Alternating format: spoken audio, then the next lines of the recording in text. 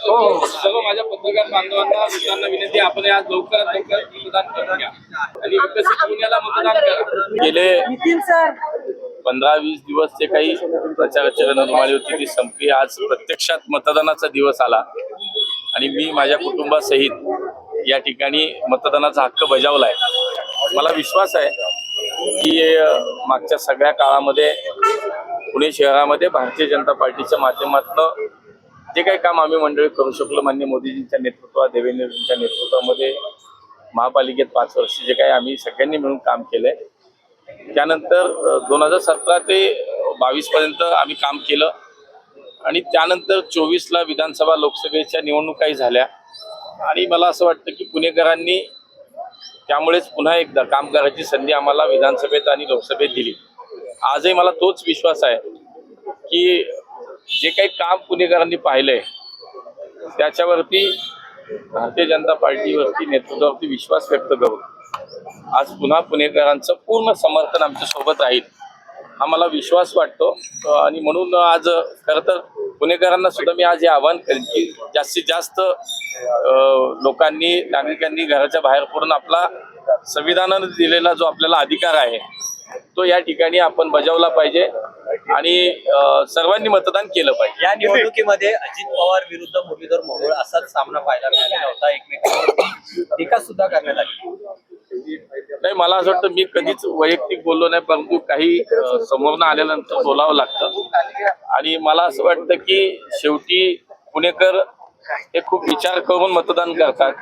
पुणेकर हे सुज्ञ आहेत, पुणेकर हे जाणकार आहेत आणि म्हणून कुठल्याही टीका टिप्पणी खालच्या स्तरावरती जाऊन काही ठिकाणी झाल्या. सोशल मीडिया राष्ट्रवादीवाल्यांचे, पार्टीच्या आणि पालकमंत्र्यांच्या सोशल मीडिया टीमनं नको त्या स्तरावरती खाली जाऊन या निवडणुकीमध्ये प्रचार केला. सामदाम दंडभेद सगळं जसं काही गुन्हेगारी पार्श्वभूमी आणि या सगळ्याचाच वापर झाला.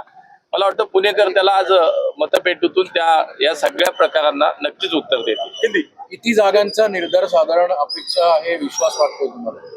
मी जसं म्हणालो की एकूणच आम्ही केलेलं काम आम्ही पुणेकरांसमोर ठेवलं की जे 2014 पासून माननीय मोदीजींचं सरकार पंतप्रधान म्हणून या देशामध्ये त्यांच्या नेतृत्वाचं सरकारने जे काम पुण्यासाठी केलं.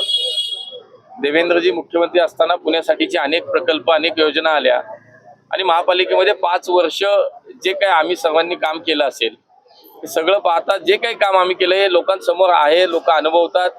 मेट्रो सारखे प्रकल्प झाले, नद्यांचे प्रकल्प पूर्ण होत आहेत, आज समान पाणी पुरवठा योजना पूर्णत्वाकडे आली, जायका प्रकल्प पूर्ण होतोय, चांदणी चौक, कात्रज चौकासारख्या दक्षिण पुणे आणि पश्चिम पुण्याच्या वाहतुकीचा, प्रवेशद्वाराच्या वाहतुकीचा प्रश्न सुटतोय.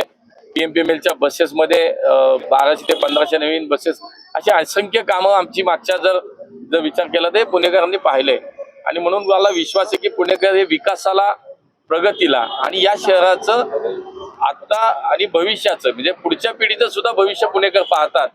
ते निश्चितपणे कोणाच्या हातात सुरक्षित आहे? मोदीजींच्या नेतृत्वातील, देवेंद्रजींच्या मार्गदर्शनाखाली भारतीय जनता पार्टीच्याच हातात सुरक्षित आहे. देवेंद्रजी हे पुणेकर जाणतात. म्हणून मला असं वाटतं की 120 ते 125 जो काही मी शहरभरात सगळ्या भागामध्ये जो काही फिरलोय, प्रचार झालाय, त्यामुळे मला विश्वास आहे की जो उदंड प्रतिसाद मिळत होता, पुणेकर ठिकठिकाणी जो साथ देत होते, हे सगळं जर पाहिलं तर मला असं वाटतं अत्यंत सकारात्मक वातावरण आहे. आणि त्यामुळे पुणेकर निश्चितपणे आहे त्याच कारभाराच्या हातामध्ये कारभार करायला संधी देतील आणि 120 ते 125 जागा आमच्या नक्की निवडून देतील आणि पुण्याचा महापौर हा भारतीय जनता पार्टीचा पुन्हा होईल. दादा म्हणतात आमचंच महापौर होणार, मला पुण्याच्या पाठिंब्याची गरज भासणार नाही. मला असं वाटतं की आता हे सगळं स्पष्ट होत चाललंय. पाठिंब्याची तर गरज सोडाच, मुळात तो विषयही नाही. पुणेकरांनी हे ठरवलेलं आहे की भारतीय जनता पार्टीचा महापौर होणार. 16 तारखेला दुपारनंतर हे तुम्हाला विचारावं लागणार नाही की ईव्हीएमचं काय, तेच सांगतील. ईव्हीएम स्पष्ट आहे, पराभव स्पष्ट दिसतो. आता हे सुरू करतील. पण मला असं वाटतं की बघा, महाविकास आघाडीतीलच एक खासदार जे आहेत धाराशिवचे, त्यांनी परवा एक त्यांचं भाषण खूप व्हायरल होतं की अरे बाबांना आता हे रडणं भास्कर, ईव्हीएम वगैरे काही नसतं, नाही तर मी खासदार नसतो झालो. आता जर महाविकास आघाडीतलाच एखादा लोकप्रतिनिधी असं बोलतोय तर आता हे मला असं वाटतं. आणि अनेक वेळेला यांच्या अंकुशांना काकडेंच्या नेत्यांनी स्पष्ट केलं ईव्हीएम वरती आता रडू नका. अजित पवारांना टक्कर देऊ शकाल का? विश्वास आहे का? नाही, मला माझ्या भारतीय जनता पार्टी आणि पुणेकरांवरती विश्वास आहे.